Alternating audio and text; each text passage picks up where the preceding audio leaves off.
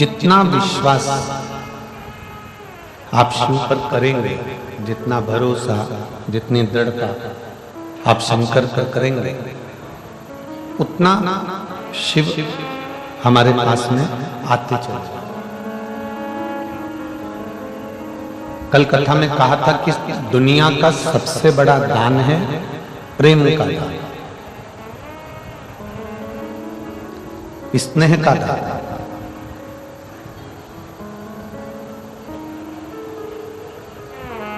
जैसे आप अन्न का दान करते हो तो अन्न प्राप्त होता है, धन का दान करते हो तो धन प्राप्त होता है। महापुराण की कथा कहती है प्रेम का दान करिए तो सामने वाले जीव से भी हमें प्रेम ही प्राप्त होगा। प्रेम का दान।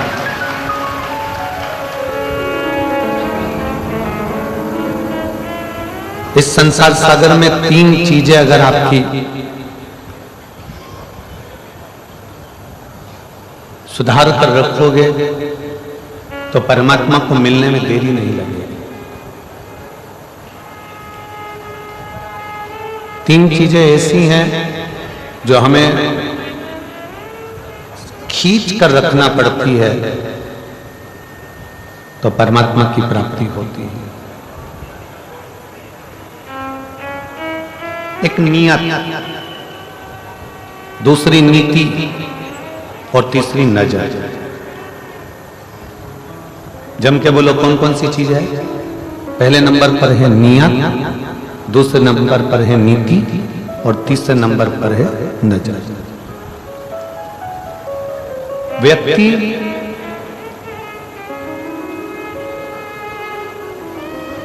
ये तीन चीजों को अगर सुधार ले, नियत, नीति और नजर को, तो समझ लो कि उसको परमात्मा प्राप्त हो गया, उसका जीवन सार्थक हो गया।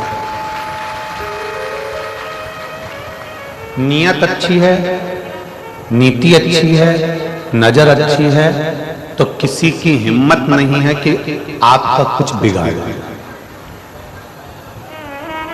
किसी की सामर्थ्यता नहीं है कि आपका कुछ बिगाड़े। आप अपनी नियत को अच्छा रखिए, अपनी नीति को अच्छा रखिए और अपनी नजर को अच्छा रखिए। किसकी सामर्थ्यता हो? आप सही नियत से अगर कोई काम कर रहे हो, आप सही नियत से अगर कोई कार्य में लगे हो तो आपकी वो मेहनत रंग लाएगी। आप सही नीति से काम करोगे तो आपकी मेहनत रंग लाएगी। आप सही नजर से काम करोगे तो आपकी मेहनत रंग लाएगी। नीति, नियत और नजर, ये तीन अगर अच्छी है तो दुनिया का कोई व्यक्ति आपका बाल बांका नहीं कर सकता। आप उन्नति की सीढ़ी पर चढ़ते चले।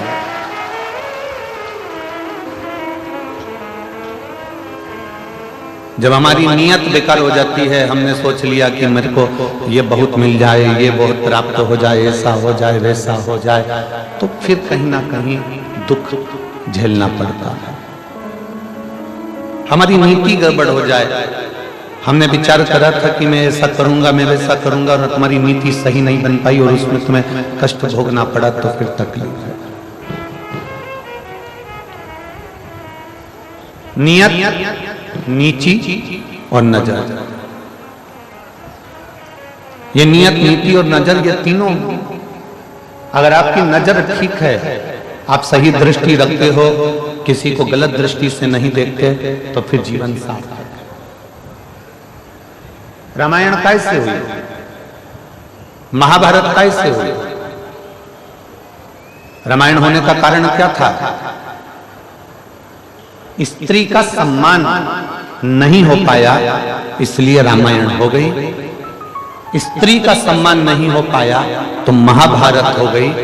और आज भी इस कलिकाल में अगर नारी को सही सम्मान ना मिल पाए, नारी को सही स्थान ना मिल पाए, नारी को सही इज्जत ना मिल पाए, नारी का अगर सही आदर ना हो पाए, तो ऐसा लगता है कि आने वाला समय भी महाभारत और रामायण का रहेगा।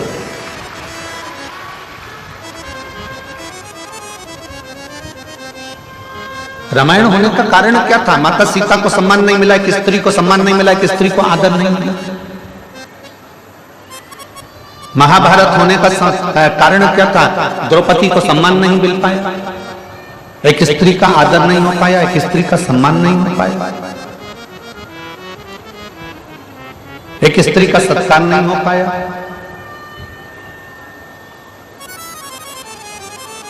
उसमें भी ये तीन चीजें बिगड़ी थी। रावण की नीयत बिगड़ गई थी, कौरवों की नीति बिगड़ गई थी, और जितने सभासद थे उनकी नजर बिगड़ गई थी। आप क्या देख रहे हो? आप क्या विचार कर रहे हो, क्या सोच रखते हो, क्या दृष्टि रखते हो, ये आपके ऊपर निर्भर करता है। आज छोटी छोटी बेटियों के साथ में, छोटी छोटी कन्याओं के साथ में, छोटी छोटी लड़कियों के साथ में, छोटी छोटी बेटियों के साथ में गलत कृत्य हो रहा है। उसका कारण केवल गलत चीजें मोबाइल पर देखी जा रही है, गलत विचार रखे जा रहे हैं, गलत नियत रखी जा रही है, गलत नीति रखी जा रही है, और गलत नजर रखी जा रही है।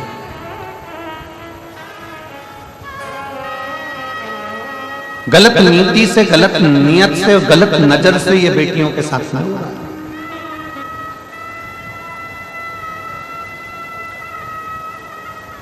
जो बेटियां अपने कंधे पर स्कूल का बैग भी सही से धारण कर नहीं जा सकती, वो इतनी इतनी सी बेटियों के साथ में गलत कृत्य हो रहा है। हमने पहले भी एक बार कथा में कहा था, उसके पीछे बहुत बवाल मचा था। हमारी बात का लोग विवाद बहुत जल्दी करते हैं। हमने पहले भी कहा था कि लंका का राजा रावण ने सीता को छुआ था। लंका के राजा रावण ने मां जानकी को छुआ और लंका लेकर गया। तो आज तक दशहरे पर, विजयदशमी पर पूरे भारत की भूमि पर रावण का पुतला जलाया जाता है। इस व्यासपीठ के माध्यम से मेरा इतना सा निवेदन है कि अब रावण को छोड़ो, और जिस मोहल्ले में, जिस नगर में, जिस गांव में, जिस शहर में, जिस क्षेत्र में छोटी बेटियों के साथ गलत कृत्य हो रहा है, उनको लाकर चौराहे पर जला दिया है।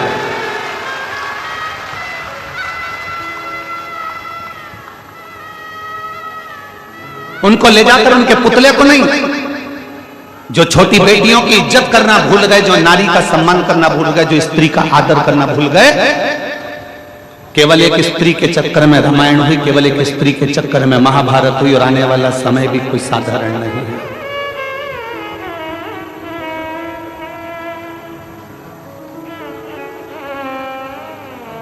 अपनी बेटी की रक्षा, अपने घर की स्त्री की रक्षा अपने को स्वयं करना, स्वयं, कोई दूसरा नहीं करेगा।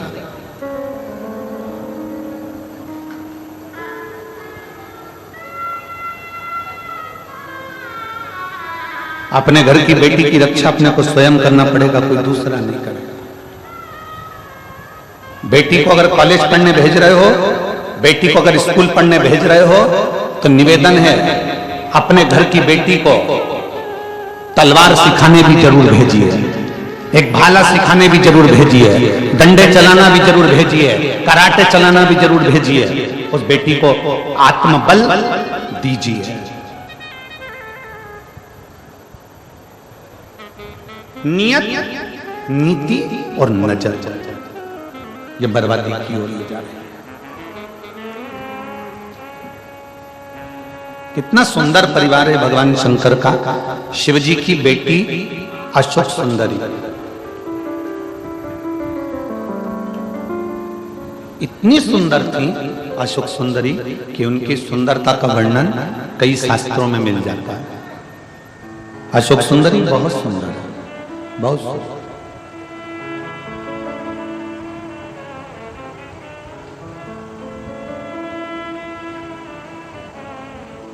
एक असुर राक्षस ने अशोक सुंदरी को देख लिया, बड़ी सुंदर थी, देख ली।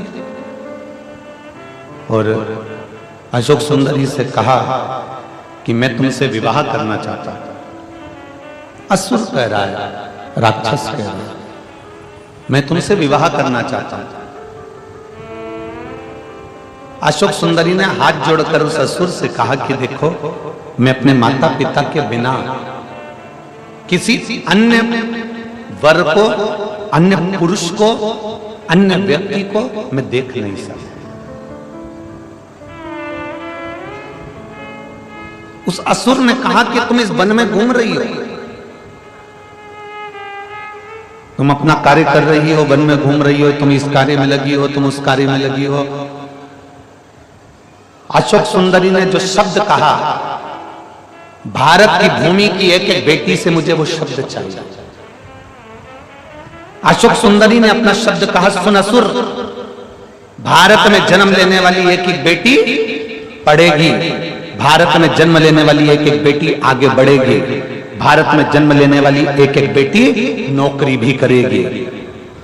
पर भारत में जन्म लेने वाली बेटी आज संकल्प करती है कि शादी अपने मां बाप की इच्छा से करेगी। किसी दूसरे धर्म में प्रवेश कर या दूसरे धर्म के लोभ में या दूसरे धर्म के दिखावे में मैं नहीं जा सकता।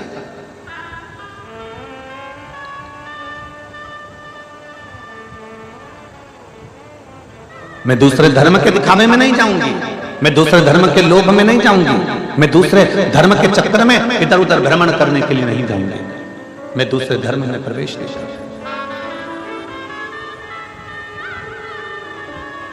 अशोक सुंदरी जैसी प्रबलता चाहिए, शंकर भगवान के बेटी जैसी प्रबलता चाहिए।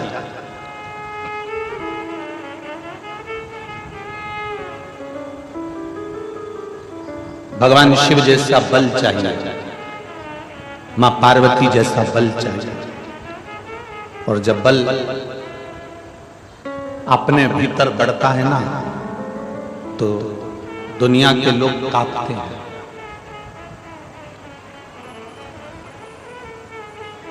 नियत सही रखिए, नीति सही रखिए और नजर सही रखिए।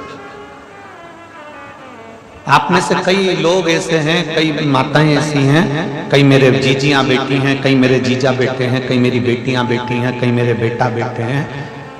मैं अपनी बेटियों को, अपने बेटाओं को, मेरी जीजियों को, मेरे जीजाओं को, मेरी माताओं को धन्यवाद देता हूं कि आप लाखों की संख्या में आए हो, पंडालों में जगह नहीं है, धूप में बैठे हुए हो, छाता लगा लगा कर बैठे हो, पेड़ के नीचे बैठे हो, जहां तुमको जगह मिल जाए तुम वहां बैठे हो।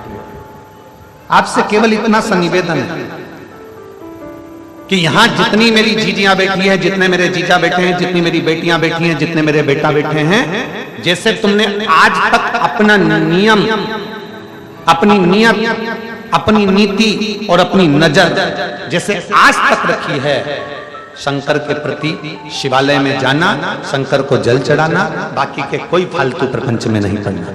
शिव जी के मंदिर जाना, झाड़ू लगाना, कोई फालतू प्रपंच में नहीं पड़ना। स्कूल जाना, अपनी विद्या अध्ययन करना, कोई फालतू प्रपंच में नहीं पड़ना। नौकरी पर जाना, अपना कार्य करना, कोई फालतू प्रपंच में नहीं पड़ना। ऐसा हमेशा के लिए बनाकर हमें अपना लक्ष्य चुनना, हमें अपना कार्य करना, हमें अपने लक्ष्य से दूर नहीं होना। हम अपने लक्ष्य से जिस दिन दूर हो जाएंगे, उस दिन हमारे लक्ष्य तक नहीं पहुंच पाएंगे।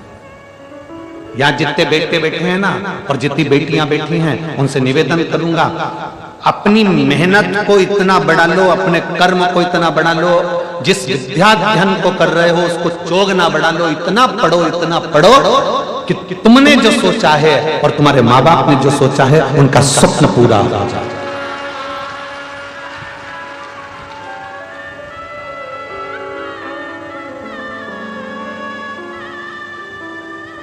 कैसे होगा? 3 चीजें यहां कथा में चल रही है। एक, अपना नियत पक्की रखना। वो कहते हैं ना, 3 चीजें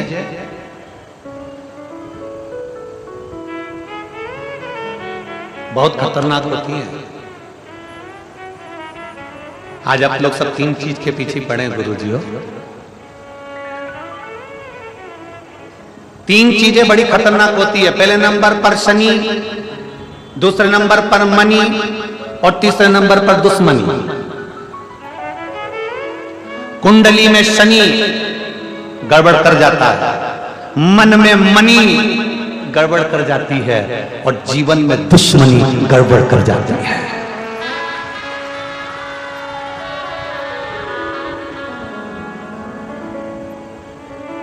शनि कुंडली में अगर आकर बैठ गया तो वो गड़बड़ करेगा ही। शनि कुंडली में आकर बैठ गया तो वो तकलीफ देगा ही। मनी बाहर रहे, मन में नहीं। मनी पैसा जिस दिन मन में आकर बैठ गया ना, मनी जिस दिन तुम्हारे दिल में आकर बैठ गई, मनी जिस दिन तुम्हारे हृदय में आकर बैठ गई तो तुम्हें बर्बाद कर कर ही छोड़े, बर्बाद कर कर ही छोड़े। और तीसरे नंबर पर है दुश्मनी। दुश्मनी बाहर रखो, थोड़ी प्रेम के वश रखो, समाप्त करो। शनि, मनी और जम जम के बोलो जरा, थोड़ा सा। शनि कुंडली में आएगा तो तकलीफ देगा। मनी अगर मन में आकर बैठ गई, लक्ष्मी तुम्हारे मन में आकर बैठ गई, इसलिए कहते हैं लक्ष्मी को धन को तिजोरी में रखो, लक्ष्मी को धन को लॉकर में रखो, लक्ष्मी को धन को आपके घर की अलमारी में रखो, लक्ष्मी और धन को, मनी को दिल में मत आने दो। पैसा जिस दिन तुम्हारे मन में आकर बैठ जाता है उस दिन व्यक्ति को पागल कर देता है। पैसा जिस दिन तुम्हारे मन में आकर बैठ जाता है उस दिन से तुम्हें नींद आना बंद हो जाती है। पैसा जिस दिन तुम्हारे मन में आकर बैठ जाता है उस दिन से तुम्हारी जिंदगी नरक सी हो जाती है, क्योंकि तुमको सोच ही नहीं पाते, केवल लक्ष्मी, मनी मनी मनी, धन धन धन को सोच रहा। शनि, मनी और जम के बोलो जरा, दुश्मनी। बचने का प्रयास करिएगा, दुश्मनी जीवन में ना हो, सम्मुखता में ना हो। तुम्हारी देवरानी से, तुम्हारी जेठानी से, तुम्हारे रिश्तेदार से, तुम्हारे नातेदार से, तुम्हारे कुटुंबियों से, तुम्हारे परिवार से, तुम्हारे नगर में, तुम्हारे क्षेत्र में, सब जगह पर तुम्हारा प्रेम जागृत होना चाहिए। प्रेम जागृत होना चाहिए। जब हम इस गांव में कथा करने के लिए आ रहे थे तो आते आते हमको वहाँ सीहोर में सूचना मिली कि कथा जो लिए हैं, तो कहा कि गांव के लोग, नगर के लोग सहयोग नहीं करें। तो हमने समीर जी से कहा कि दुनिया में ऐसा कोई गांव नहीं और दुनिया में ऐसा कोई नगर नहीं कि वो धर्म के कार्य में कभी सहयोग ना करता। धर्म के कार्य में सहयोग ना करता हो, दुनिया में ऐसा कोई गांव नहीं है और ऐसा कोई नगर नहीं है। बस हमारा इतना सा कहना है कि उस व्यक्ति से कहो कि अपने दिल में मनी को ना घुसेड़े। मनी अगर दिल में है तो तेरी जिंदगी बर्बाद कर देगी। अगर मनी तुझे भगवान ने दी है तो उसको सत्कर्म में, सत्कर्म की पूंजी को लगाने का प्रयास करे तो जिंदगी को आनंदमय कर दे। और आज हो क्या रहा है, कांटा कुडीही का, धमतरी जिले का एक एक बच्चा, एक एक व्यक्ति इस छोटे से गांव की कथा को सफल बनाने का अथक प्रयास कर रहा है, अथक प्रयास कर रहा है। एक एक बच्चा लगा है, गांव का एक एक छोटे से छोटा बच्चा, एक एक बहन, एक एक जीजी इस कथा को सफल बनाने का प्रयास कर रही है कि हमारे गांव की कथा है, हमारे नगर की कथा है। एक एक क्षेत्र का व्यक्ति, पूरी धमतरी जिले का व्यक्ति इस कथा को सफल बनाने में लगा हुआ। जो इस कथा से नहीं भी जुड़े थे वो भी अब खड़े होकर इस कथा को सफल बनाने का प्रयास कर रहे हैं कि कैसे भी यह कथा किसी भी रूप में सफल हो जाए। सफल मनी, पैसा मन में मत आने दो। अगर ये मनी, ये पैसा तुम्हारे मन में आ गया तो ये तुम्हारी जिंदगी को बर्बाद कर देगा, बर्बाद।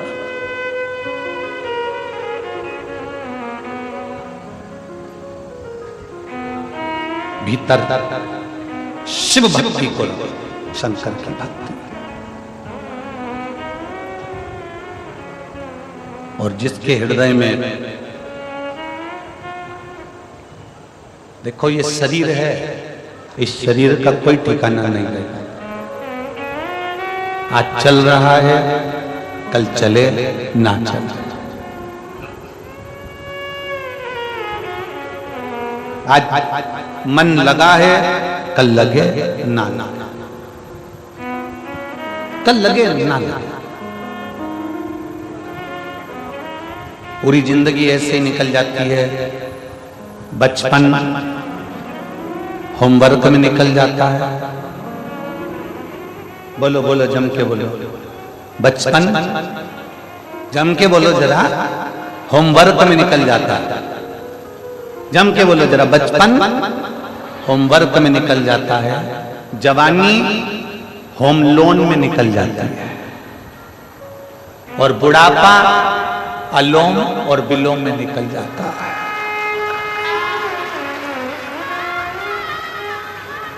हो गया जिंदगी पूरी समाप्त, हो गई जिंदगी।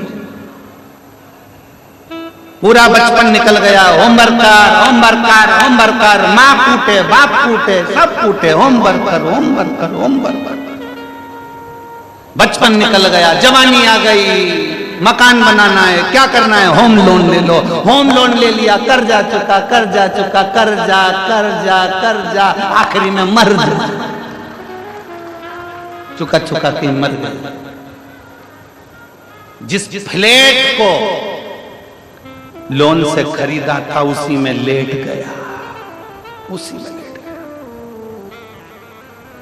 बचपन में होमवर्क, जवानी में बोलो बोलो जम के होम लोन, और बुढ़ापे में अलोम और विलोम, और फिर जिंदगी समाप्त। छोटा सा जीवन तो चुटकी में चला गया। और फिर आखिरी में हुआ क्या? परमात्मा के पास गए तो उससे बोला, क्यों रे नीचे गया था, क्या करा? तो क्या करा ना, नीचे मैंने होमवर्क करा, होम लोन करा, फिर अलोम और विलोम करा। फिर क्या करा?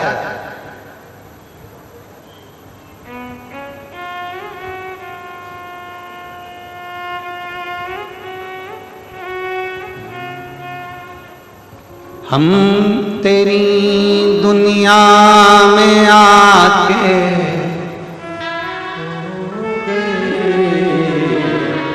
हम तेरी दुनिया में आके खो गए, कर ना पाए शिव भजन और सो गए, कर ना पाए शिव भजन और सो गए। हम तेरी दुनिया में आके खो गए, हम तेरी दुनिया में आके खो गए, कर ना पाए हरि भजन और सो, कर ना पाए शिव भजन और सो। हमारा पूरा जीवन हमने ऐसे ही खो दिया, पूरा जीवन।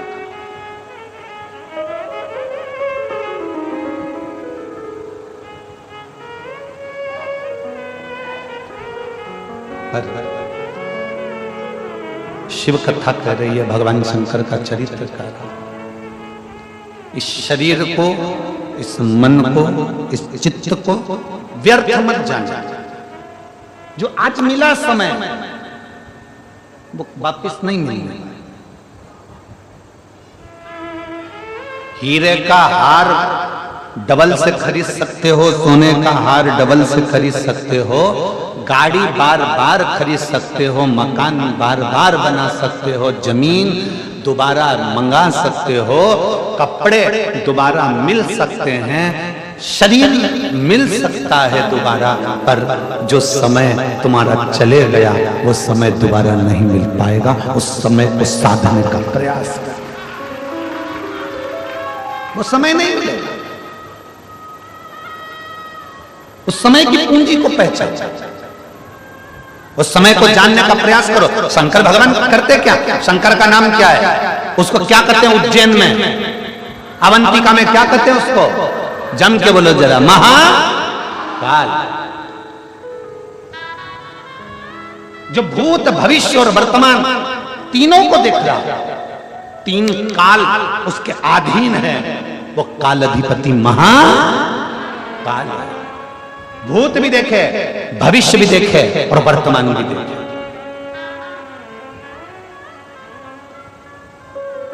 हम शंकर जी को जल क्यों चढ़ाते हैं? हम शंकर भगवान का भजन क्यों करते हैं?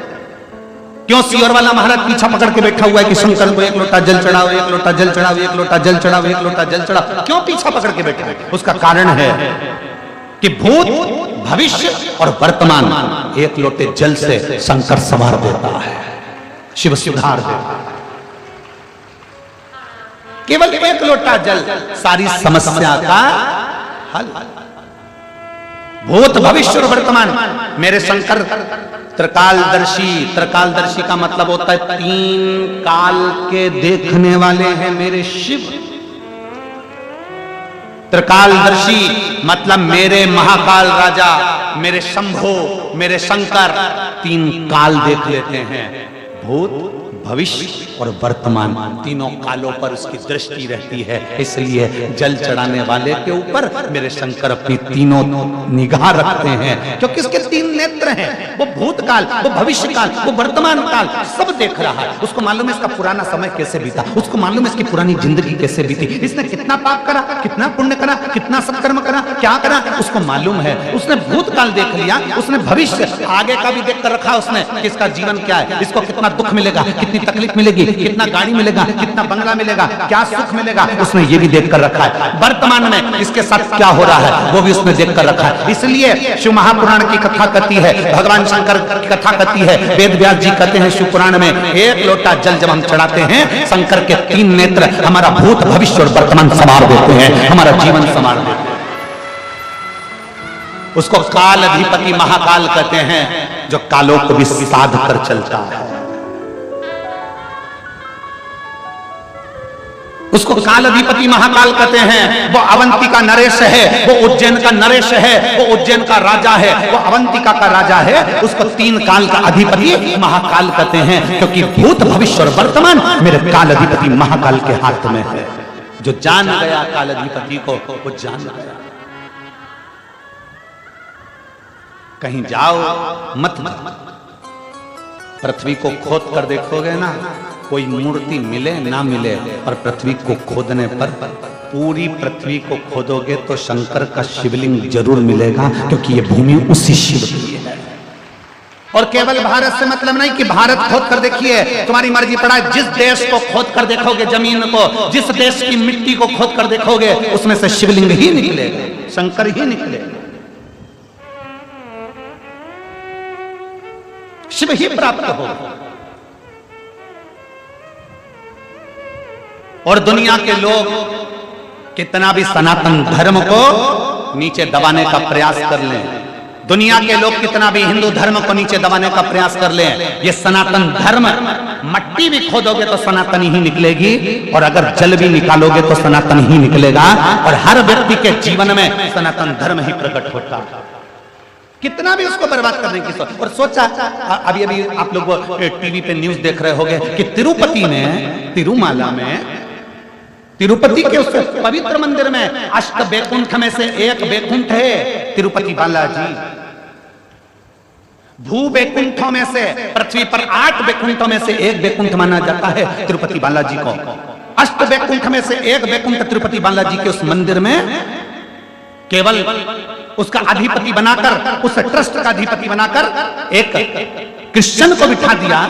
और उसने क्या करा कि लड्डू जो प्रसादम बनता है, उस प्रसादम में देखा जाए तो उसमें कहीं मछली का तेल, कहीं भी ना जाने क्या क्या उसमें डाल दिया गया, और आज पूरे भारत में बवाल मचा हुआ है। क्या होगा? ज्यादा से ज्यादा उसको कुर्सी से उतार दोगे, क्या होगा? ज्यादा से ज्यादा उसको नीचे पटक दोगे, क्या होगा? ज्यादा से ज्यादा उसको सजा दे दोगे, क्या सजा? जो आज पूरा सनातन धर्म का व्यक्ति, भारत की भूमि का एक एक व्यक्ति तिरुपति दर्शन करने जाता है तो लड्डू लाता है, घर के लोगों को देता है, बच्चा बच्चा खाता है, जिसके घर में कभी एक अंश मात्र भी गंदा सामान नहीं आया, जो परम भगवतीय वैष्णव थे, उनका भी वैष्णव धर्म नष्ट कर दिया उसने कुर्सी पर बैठकर, उनका भी सनातन धर्म भ्रष्ट कर दिया उसने कुर्सी पर बैठकर।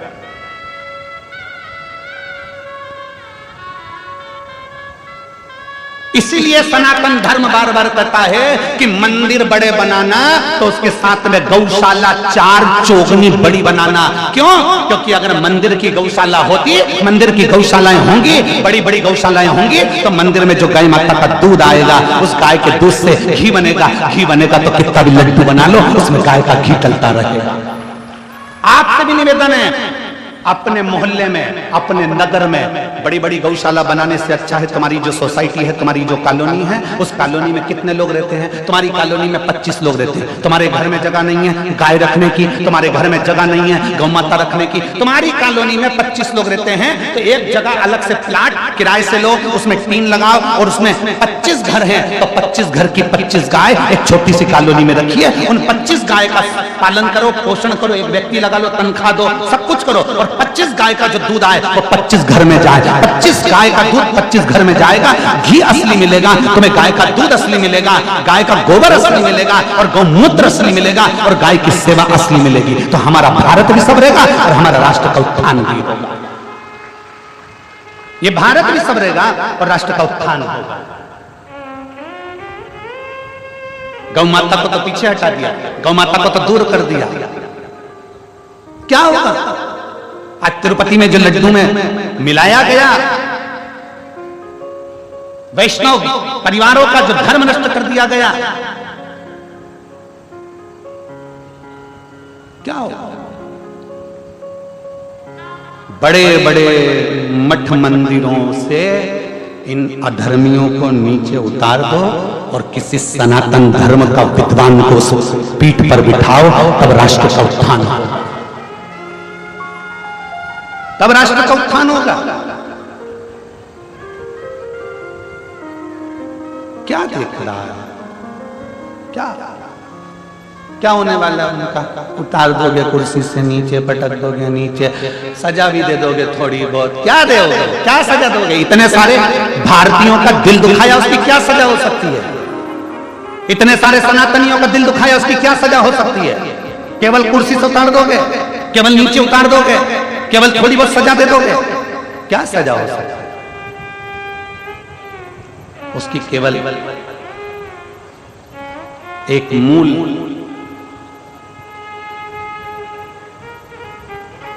सबसे मूल एक ही चीज हो सकता है कि आने वाले समय में सनातन धर्म को रक्षा करने के लिए सनातन धर्म का रक्षा का एक बोर्ड बनाया जाए, जिससे सनातन धर्म की रक्षा हो जाए और पूरा मठ मंदिर सब सनातन धर्म की रक्षा के अंतर्गत। उसको संवारो, उसको सुधारो।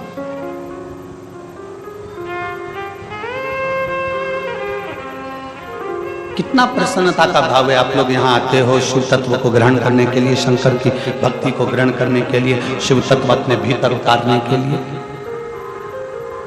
शिव तत्व को अपने भीतर उतारने के लिए। अपनी कुर्सी का सदुपयोग करो, अपने पद का सदुपयोग करो, अपनी वाणी का सदुपयोग करो। इंदौर में परम पूज्य 1008 श्री विष्णु प्रपन्नाचार्य जी महाराज छत्री बाग वाले, उनके द्वारा बुधवार के दिन शाम को 4 बजे शायद इसी तिरुपति मंदिर का जो लड्डू प्रसादम है उसके साथ जो छेड़छाड़ करी गई है, उसके साथ में एक उन्होंने सभा रखी है। मेरा इंदौर वासियों से निवेदन है उनका सहयोग अवश्य। मैं जगत गुरु शंकराचार्य श्री अभिमुक्तेश्वरानंद जी महाराज के चरणों को नमन कर प्रणाम कर कहता हूं कि उन्होंने अपनी वाणी से, जैसे ही उनको सूचना मिली और उन्होंने अपनी वाणी से कह दिया कि एक एक मठ मंदिर के प्रसाद को हम स्वयं चेक करवाएंगे और एक एक मठ मंदिर को सनातन धर्म के अनुकूल बनाने का प्रयास करते हैं। मैं परम पूज्य जगत गुरु शंकराचार्य